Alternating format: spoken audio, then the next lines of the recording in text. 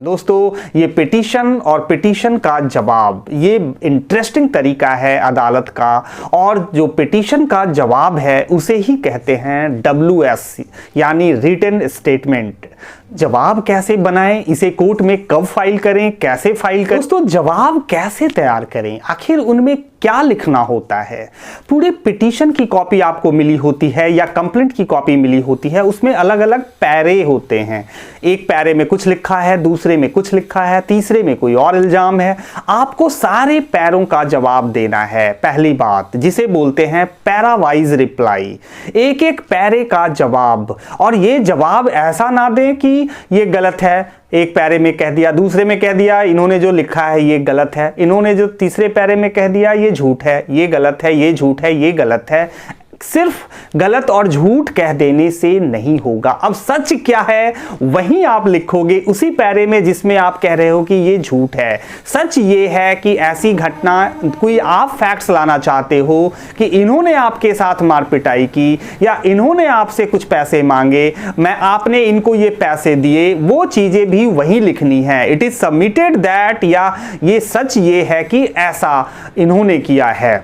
इस तरीके से आप कुछ अपनी घटनाओं को, अपने इंसिडेंट्स को लाना चाहते हो तो इसी जवाब में उनके पैरे का जवाब देते हुए उसी पैरे में अपनी बातें भी कहनी है। दोस्तों सपोज करो कोई डॉक्यूमेंट्स हैं, कोई कागज हैं जो आप दोनों के बीच एग्रीमेंट बने थे, पेपर बने थे, और आप कहते हो कि ऐसे एग्रीमेंट हुए थे, इन्होंने उस एग्रीमेंट के बेसिस पे मुझे ये काम दिया, मैंने वो काम किया।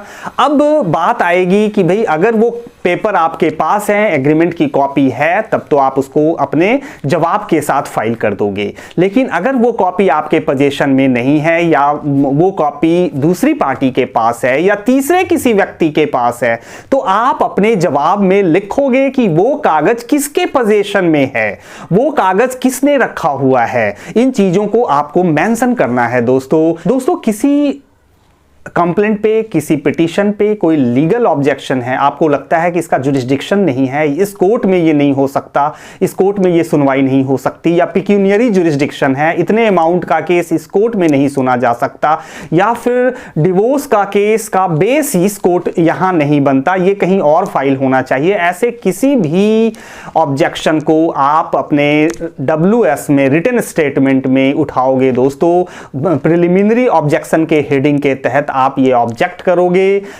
ये सारी चीजें जरूरी हैं। साथ ही मैं आपको बताऊं दोस्तों कि कुछ लीगल पैरा होते हैं, उनके बारे में आप कह सकते हो कि it is matter of law, legal para है, नीड नो रिप्लाई। कुछ ऐसे पैरा होते हैं कि मैंने इतनी कोर्ट फीस दे दी, तो ये सब्जेक्ट मैटर ऑफ स्क्रूटनी और ये देखने की चीज है, कोर्ट देखे, मेरे रिप्लाई की जरूरत नहीं है। इस तरीके से एक कंप्लीट जवाब जरूर फाइल करें अगर आपको केस लड़ना है, और डिटेल्ड रिप्लाई फाइल करें, अच्छे से जवाब दें, अपने तथ्यों को भी लाएं। एक तरीके से मैं आपको बता दूं, ये जवाब सिर्फ जवाब नहीं बल्कि आपकी पिटीशन है। आप उनकी चीजों को बिल्कुल स्पेसिफिकली अगर आप डिनाई करें कि ये गलत है, झूठ है, और सच ये है कि ये नहीं ऐसे हुआ था, सच ये है कि इन्होंने मेरे ऊपर ज्यादती की है, इस तरीके से डिटेल्ड बातें आप अपनी चीजों को भी उसमें डालें। यही है परफेक्ट रिप्लाई। इसी के बेस पे केस आगे बढ़ सकता है और मजबूती से केस लड़ा जा सकता है। दोस्तों आपके पक्ष में फैसला आ सकता है।